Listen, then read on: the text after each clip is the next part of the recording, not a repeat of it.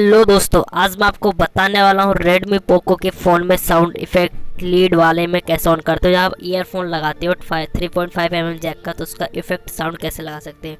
आपको क्या करना है, अपने सेटिंग में चले जाना है। फ़ोन के सेटिंग में जाते ही आपको अपने साउंड एंड वाइब्रेशन सेक्शन में चले जाना है। साउंड एंड वाइब्रेशन के एंड में मिल जाएगा आपको साउंड इफ़ेक्ट पे आपको क्लिक करना है। साउंड इफ़ेक्ट पे क्लिक करते ही आपको मी साउंड इनहेयर जो भी हो इसे ऑन कर देना है। ऑन करते ही आपको नीचे में इतने सारे सेक्शन मिल जाएंगे इफेक्ट, आप कोई सा भी लगा सकते हो। अगर आपको लगी हो वीडियो अच्छी तो हमारे वीडियो को लाइक करें और हमारे चैनल को सब्सक्राइब करें।